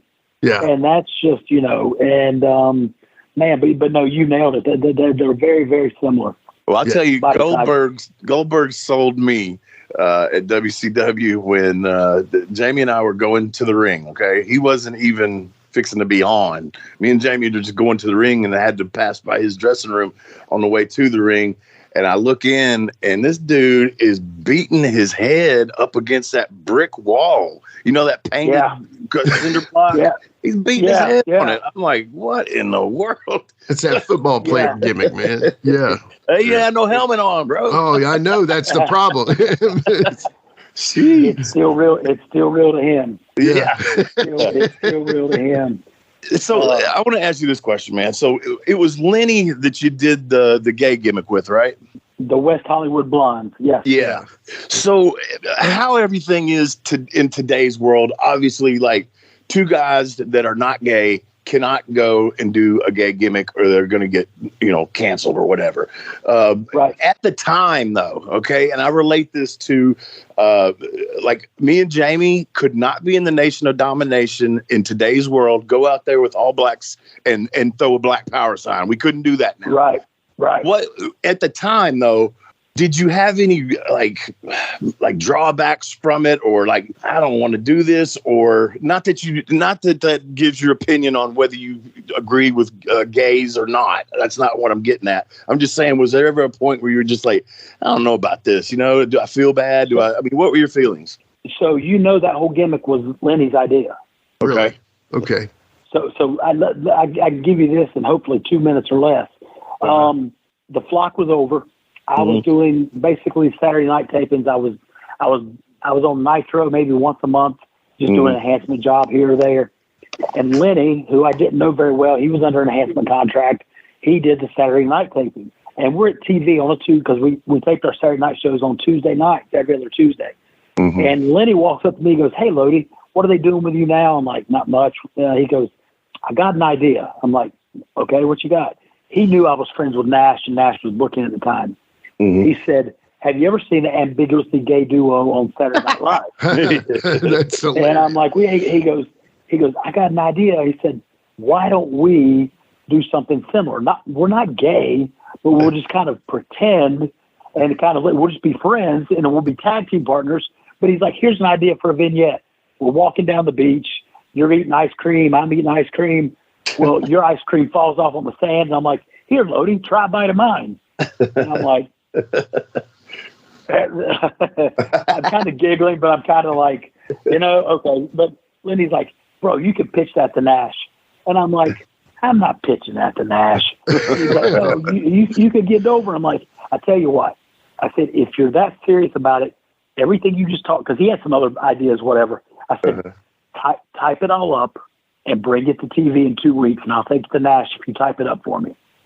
Knowing he's not going to type this thing up. There's no way. Right. Show up at TV 2 weeks later, 2:00, Lenny comes running up with 3 typed pages. He hands it to me. He goes, "Here it is." And I look at it, and the first line goes, "This is not a gay gimmick." I'm like, "Lenny, we can't get this." He said, "Bro, you said you'd give it to him." I said, "All right, come on." So we go down the hallway, wherever Nash's office was at the time. I walk in and said, "Kevin, can I talk to you for a second?" He's like, "Sure, what's up?" I said, "I got something for you." Like, "What you got?" I'm like, "Just an idea. If you get a chance, can you read this over sometime?" And I hand it to him. He looks at it and goes, "This is not a gay get out of here." And he throws the 3 pages up in the air. He goes, "What are you guys? Is this a joke? Get out." And he kicks us out of the office. And I'm like, "Thanks, Lenny. We're never working here again," Like, and so I was actually, true story, living in West Hollywood at the time. I moved to California. And about a month and a half goes by, and I get a call from Ross Foreman. And Ross Foreman was the editor of the magazine and good friends with Kevin Nash. And Ross says, "Hey, you're going to get a call in about 5 minutes.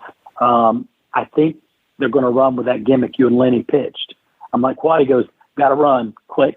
And I'm sitting at lunch with my manager out in L.A., and I get a call from Kevin Nash. And he's like, "Hey, what are you doing, kid?" And I'm like, "I'm just having lunch." He said, "What are you doing Monday?" I'm like, I don't know. What do you got in mind? He goes, think about bringing you and Lenny in to Nitro and doing that gimmick you guys pitched. And I'm like, well, we pitched it. I'm good for it if you're good for it. He goes, all right, see you Monday. And so that's how it started. Lenny actually, like I said, Lenny came up with that idea. We pitched it. And, you know, some people have either forgotten or don't know what happened to us, but we ran with that for 6 months. And, you know, back then you break down the quarter-hour ratings. Our quarter-hour ratings were killing it. We were doing like 4 5s, 4 6s, 4 7s, and Hogan and Bischoff were bringing like 1 9s. We were like, our show was starting to do terrible ratings, but mine and Lenny's segments were killing it. We were set to get the tag team straps from Harlem Heat at Halloween Havoc. And we're in the shower filming one of our vignettes. I'll never forget, Arn Anderson walks in and goes, boys, time to get out of the shower. You got to be brothers. We just got in trouble. So the whole storyline was we were brothers all along. That's why we were so affectionate. We would never let them know our last name. So we would do these vignettes where Lenny'd be like, Lodi, when they find out about us, we're going to be in so much trouble. And I'd be like, Lenny, it's not like we're the only two here. Because, you know, we had Harlem Heat. We had the Armstrongs. We had lots of brother tag teams. Right. Yeah. So the thing was, what happened, GLAAD, the Gay and Lesbians Against Defamation organization, they got upset with us, and they sent a thing to AOL Time Warner, who had bought the wrestling company, and they had 5 problems with us that were not true. And AOL Time Warner took us off TV. So we got canceled for that back in 2000. Before cancellation. Before cancel was cool. It was in the Washington Post. It was in the USA Today. But, you know, they said, that, you know, to go back to the gay gimmick, everybody always call it the gay gimmick. But they said I was announced as Lenny's gay tag team partner. Well, we never used the word gay or homosexual on TV ever. Yeah. They said we never won a match. Well, Lenny was the cruiserweight champ. So how do we have a belt if we never won a match? They said they would have been fine with the gimmick if they would have put that on 2 established characters, not 2 new guys. Well, Lenny had been on TV for 4 years. I've been on TV for 2 already. We weren't new characters. So in other words, they didn't want no gay guys getting jobbed out. You can be all right. They didn't like the way it was running. Yeah. And but that was the end of us. And so we set off TV for 6 months, waiting for them to come up with something for us to come back. Yeah. That's a good story. I like that. And actually, after you started saying that about them taking Time Warner, it clicked. I think I remember that. Yeah, because then you know, Russo and Ferrara thought it'd be funny to bring us back, because when every week they came up with a new idea for us, they had to pitch it to these guys from AOL Time Warner called Standards and Practices, and they kept shooting down every idea they had. So do you know what idea Vince Russo put on us when they gave us Stacy Keibler? They called us Standards and Practices. Yeah. And they dressed us like the guys from Standards and Practices. How a wrestling fan was supposed to know what that was is beyond me. That's really good. Horrible. Yeah. That's awesome. And I know we're going over here. Jimmy, you got any more questions for him before we wrap it up? Well, you brought it up at the beginning. I mean, you wrote a book. You're an author. Yeah. I would love to hear about that. You know, before I ever got into wrestling, I was a competitive bodybuilder for years. And funny story, I read a lot. I'm just an avid reader. And John Grisham, who wrote, you know, all those legal thrillers, everybody knows who John Grisham is. He was a lawyer, and his story was he just wanted to write a book and have a stack of papers in his office. They would sit over in the corner, and somebody would be like, hey, what's that big stack of papers? He'd be like, oh, I wrote a book once. That was The Firm. His first book. I'm sorry, I take that back. The Firm was second. A Time to Kill was his first book, and that's what that was. And it turned out he was actually had a knack for it and was good at it. So I wrote a book years ago and got it published, and it's just about a competitive bodybuilder and training and competitions and that kind of stuff, just a fiction work. But Nikita's been on me for the last 2 years to put an autobiography together, and I started scratching some notes down, but it's not close to completion yet. But that'll be my next one. I've been on Wolfie to do that as well, but he's like, man, I got a podcast. I'm not doing that. There you go. I've already told my story. Yeah. Yeah. No, but you should, man. I'll be one of the first ones to buy it, brother. You write it, I'll buy it, man. Yeah. Thank you for saying that. And it will get done, that's for sure. That's cool, man. That's cool. Yeah, so let's plug all your stuff, man. Where can people find out about your school? Where can they find you? So my wrestling school is called the Team Fearless Training Academy. We're based in Matthews, North Carolina. My website for my personal training studio is called Your Flex Appeal. It's yourflexappeal.com. You can go there and get all the wrestling information. On Instagram and Twitter, it's LODI, the number 1 Brad is my deal there. But you can find me on all my social media, Brad, Lodi Cain, Lodi 1 Brad, and find out, like I said, my show's coming up in the spring. And the other thing that, I've done since 2012, 2011, I hooked back up with one of my former students, and we formed a tag team called Team Fearless. And basically our whole premise was that was our way to spread the ministry and our ministry, because I got back and I cleaned up my act and obviously went to rehab for my drugs, my substance abuse, and just celebrated my 14th year sober. That's awesome. Back in August. Yeah, and congrats. It was one of those things. If it wasn't for me getting sober, I would have been dead. We don't have to go to all people that we know that have lost their lives due to heart attacks or suicide or drug overdoses. And it's just, I was headed down that same path, and God had a different plan. And I'm thankful for that. And I'm glad to still be here. Yeah, man. Do you ever hook up with George South at all? I see. Yes. Well, that's the thing. I see George. You can't not be here in Charlotte, in the Carolinas, and not see George. And George and I do a lot of the same shows together. And there's a group out of Dallas I work for, the Christian Wrestling Federation. And so I speak once or twice a month. I've got a couple speaking engagements coming up in October, November, and December. And like I said, then I'll get back to wrestling again in January. But I speak again once or twice, occasionally a little more, but that's about average for me per month. And it's schools, churches, different things. Yeah. Jimmy, you were reading my mind, because I was about to give a formal apology to Lodi. I had George on the show, and I know he's very, faith-based and all that stuff. Yeah. And I made it the whole hour with George without one single cuss word. And you don't know how hard that is. Yes, I know. I did. I made it the whole hour. And just when you were talking a little while ago, and then you said something about ordained minister, I started thinking to myself, man, here I am sitting here cussing and, not showing respect, man. And I'm like, so anyway, I apologize for my potty mouth. No apologies needed. You're good, man. You're good. No worries. Well, anyway, man, it has been a great hour or so talking to you, catching up, man. Thank you. Thank you for having me on, man. This was great. Yeah, man. I'm glad you were able to do it for us, man. And again, we just want to thank you, Lodi, for coming on, man. I'm sure the listeners, this has been a great episode, and we really appreciate it. So, Jimmy, I know you don't even have to tell me that when we come back from break, we're going to have Ask Wolfie D Anything, right? Ask Wolfie D Anything it is. Yes, sir. When are we ever going to run out of questions? I don't think ever. They keep asking them. We're going to keep telling you. Well, we'll be right back. Thank you, Lodi. Thank you, guys. Thank you. Appreciate it, buddy. Yeah. Hey, man. Seriously. Thank you. If you need anything, let me know. Thank you so much. All right. Sounds good. You guys have a good one, man. Thanks, Lodi. Take care, bud. Right. DJ, hit the music.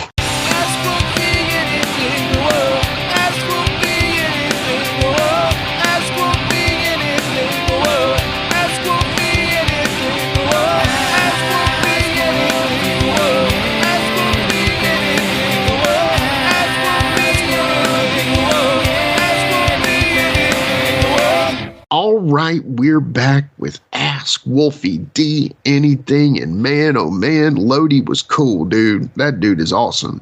Yeah, man, very good. And it's funny, the stuff he was telling me that I didn't remember, about Kill Devil Hills and shaving his head and all that. It's funny. My memory's horrible, Jimmy. Let's just.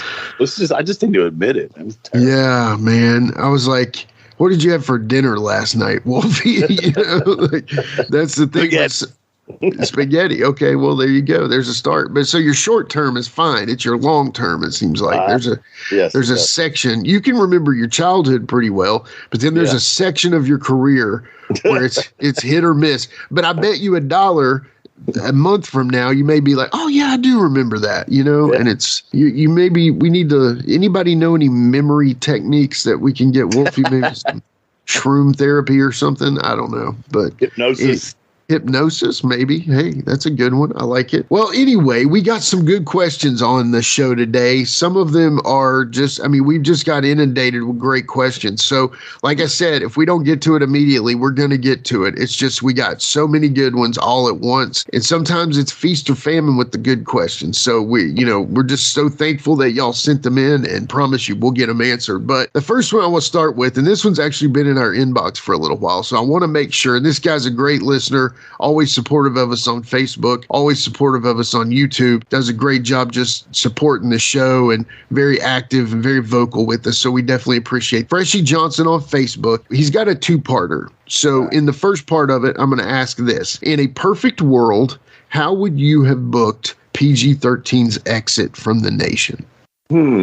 Well, Hawk, well. Put it that way.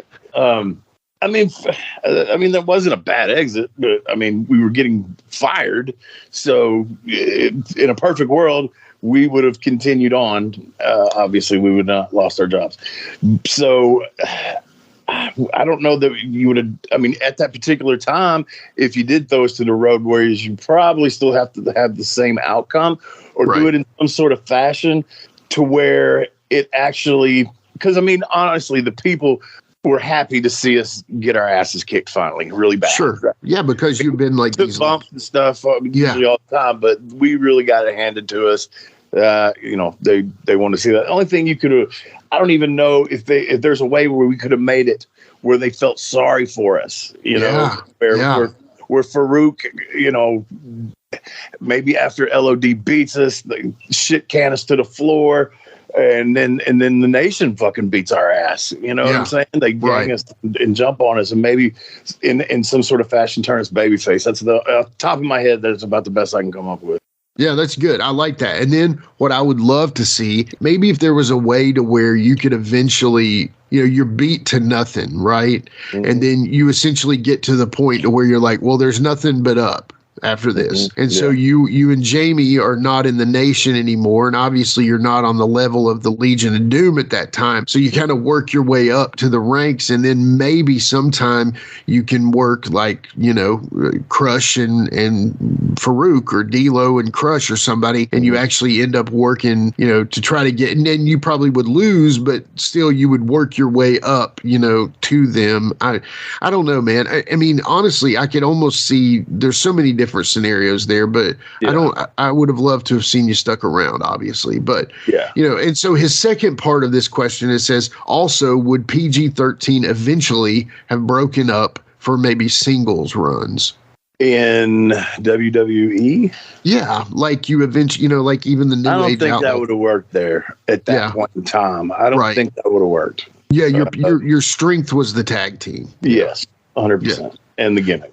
Yeah, I agree. Now, maybe eventually down the line, if you had a good 5-year run as the tag team, maybe somewhat Jamie runs on a cruiserweight title and you run on like an intercontinental title. This is just all thoughts, but, or maybe Jamie turns into your manager or whatever. But anyway, I think the strength is the tag team. I do. And breaking you guys up at that point would have not, because that could have changed everything and that would have been bad, I think. So, but you never know. So anyway, well, the next question is from our old buddy, Ben Martin, on Facebook, Twitter, everything else. So Ben asked this, he says, was there ever a place where you walked in and said, daggone, man, this place is too nice for wrestling? Like, why do they have wrestling here? This is like a ballroom or something. I don't know. I'm just making that up, but I've wrestled in some ballrooms. Yeah. I guess that would probably be about it, thinking, because way more times I've walked in and went, holy shit, why are we wrestling here? Because it's trash. It's garbage, right. Dressing in a fucking broom closet and shit. But yeah, I've wrestled in a ballroom. That would probably be the best answer, because other than something like that, fuck, I've wrestled in plenty of big arenas and stadiums, Sure. So, Those they're are built for that. Yeah, they're meant for that. Yeah. So yeah, but like a ballroom, I've done a few of those. I mean, you fought in cab stands, chicken fighting, cockfight ring. Yeah, all that. But, when it comes down to it, the ballroom does make sense as far as, wow, this place is kind of fancy, So It's a little fancy. A little fancy. All right. Well, the next question is from Johnny Davis on Facebook. And, this one is interesting. So, how did you enjoy your time at Allstate Wrestling in Shelbyville? Well, I mean, I enjoyed it a lot because, that's obviously where me and Jamie, the hubcap came from there. That's where me and him put the team together pretty much.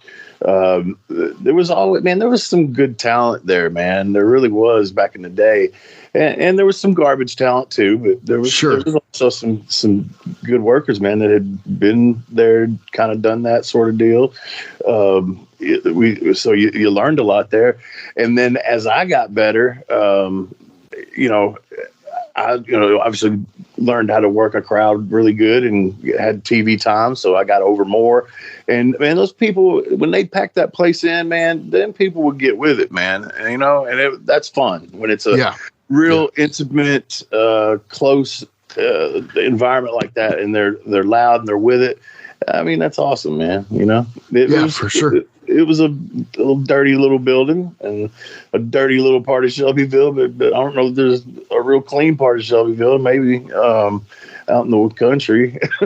But it was awesome, man. I mean, I got some good memories there, some crazy shit, threw old Glenn Mullins backwards over a table one time because I think it was the night I don't know if I've told this on here, but Gypsy Joe and I were a tag team, and this is when I was Slash and first doing Slash, and I'd had a few beverages before I got there. And, you never. I know.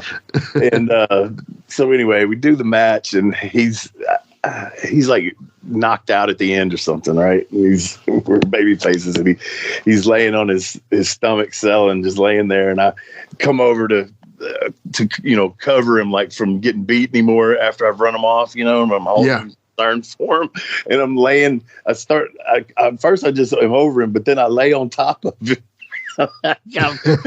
I'm humping his butt, just fucking with him, right? Yeah. He got mad, but Glenn Mullins got mad at me when I came back and tried to tell me how to work. Now, I like Glenn Mullins. Let me just say that before I tell the rest of it. Sure. I've apologized to him since. But, yeah, man. So I come back and he basically, I took it like, who is this motherfucker trying to tell me how to work? You know what I mean? Of course. And I fucking went off and I grabbed him by his shirt and pretty much lifted him off the ground and shoved him backwards, and he did like a backflip over a table, and they called the law, and I wasn't there when they got there. We'll just end it like that. Wow, that's crazy. Bamboozed. Yeah. You got out of there. That's funny. So okay, who ran that show? Glenn Mullins and his daddy. Mullins. Okay, gotcha. Yeah. The Mullins family. Glenn, Ben, and I think their dad's name was Hayden. Okay. Yeah. Okay, so, gotcha. I humped Joe through Glenn over the table. Got the law called on me. Flash was going crazy. What are you doing to me, Wolfie D? Get the fuck over me. Don't huff me, brother. Oh, man, I just talked to Chris Kern on my podcast, and he was telling some funny stories about Gypsy Joe, how one time Tojo Yamamoto came, and Gypsy Joe, everybody was in there, and of course, when Tojo's there, people are going to flock to him, and he says, you come up to Tojo, you shake his hand, and you leave him alone. Hey, and believe me, that had to be said. I guarantee it. You know that it had to be said, because if he didn't say it, they were going to be all over him. I mean, it's just so funny. But yeah, man, Chris put you over big time on the show, man. He was talking about how a good worker, man. He really was. Yeah, he really enjoyed the Lucky 13 gimmick and how you guys, Chris Champion and Dutch came up with the gimmick, and then y'all were cool with letting it happen. So it was He said he made more money with that gimmick than he ever made in his career. So, yeah. So there you go. Good for him. The old PG-13 rub paid off. Yeah. So, yeah. When does that happen for us, brother? Right. Anyway, No. just kidding. But yeah, anyway, that was a good show we had today, man. That's all I got, by the way. So, yeah. That's all the answers I got. Okay. Yeah. So, guess we will come up with another guest for next week, and y'all tune in and see who it is. Thank you for listening. As always, go buy some merch or something, man, on Pro Wrestling Tees, or hit me up on Facebook and buy something. I don't know. Artwork, Buy something from whatever. Jim. Yeah, I mean, I don't have anything to sell, but money's always good. And we're taking donations. Yeah, we whatever. passed the plate around, y'all. But anyway, yeah. I know some of y'all got events you want to promote, or stores you want to promote, or businesses. Oh, speaking of events that I'd like to talk about, a friend of mine, Eric Byford, out of Nashville, went to school with him. He was actually a sponsor of the show there for a while. Yeah, former guest, too. So he's got an event coming up on Veterans Day. That's November the 11th. It starts at 1 p.m. And it's sponsored, I believe. It's got a bunch of sponsors. It's for Operation Stand Down, Music City Cares, and they've got a bunch of people, I guess mostly country singers, it looks like. Yeah, okay. It's going to be in at the Troubadour in Nashville. Yeah, there's plenty of good sponsors on here. I mean, Jack Daniels and all kinds of stuff. So it should be a good event. They just honor veterans on that, and I guess it's just a time to have a good time. He was trying to get me to find a wrestler that was, and maybe, listeners or somebody can help me with this, because I thought of someone and I can't find them. But anyway, I need a wrestler that was in the military. Now, we can't use Chase because he told that story. Yeah. Okay. Yeah. Right. Right. Exactly. So I need a wrestler that was in the military. And what they would do was come to that show, and they'll make a plaque and honor that person. They honor like 3 people or something like that. He was telling me. I don't know all the details, but I'm sure there's a website if you look it up. I probably have more information before November the 11th. So yeah, they'll put you over Nashville or nearby. Yeah, exactly. I like that. That's awesome. And Byford's a good dude. We had him on the show. He did sponsor the show with his restaurant that he had for a while there. It meant a lot to us at that time. So very cool. Absolutely. Definitely go check that out. He's a hustler, man. He gets stuff done, and if he puts his name on it, it's going to be something cool. So yeah, absolutely. Yeah. Absolutely. All right. That's about all I got, Jimmy. And folks, we will see you next week. Well, we won't see you. We'll talk to you next week. We'll talk to you next week. Yeah.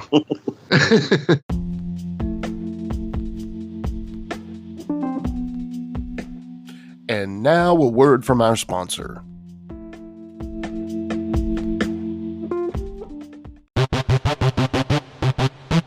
Ladies and gentlemen, welcome to Give Me Back My Pro Wrestling, the podcast that's based on the old school but can still help you find the good stuff from today. Jimmy Street and the Plastic Chic, Jared, are the undisputed tag team champions of the wrestling podcast world. From thought-provoking topics to superstar interviews to action figure expertise. This team does it all, and all they ask is, give me back my pro wrestling!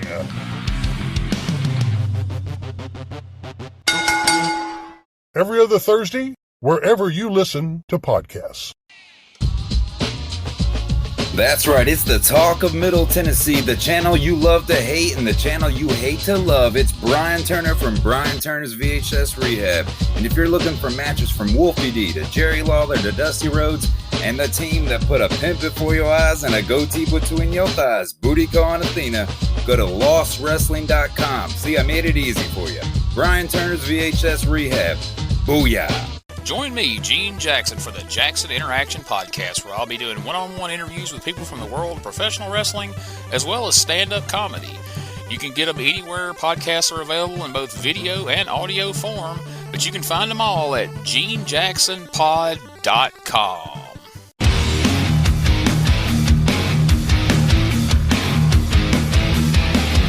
Hey everyone, this is Shane from Insane Shane's World. I release wrestling figures of enhancement talent, mid-card wrestlers, and wrestlers that you never thought would have a figure available. So if you're interested in adding a really cool and rare figure to your collection, then don't hesitate to contact me at shamtheman73@gmail.com. That's SHAMtheman73@gmail.com. You can also join my Facebook group. Just search Insane Shane's World.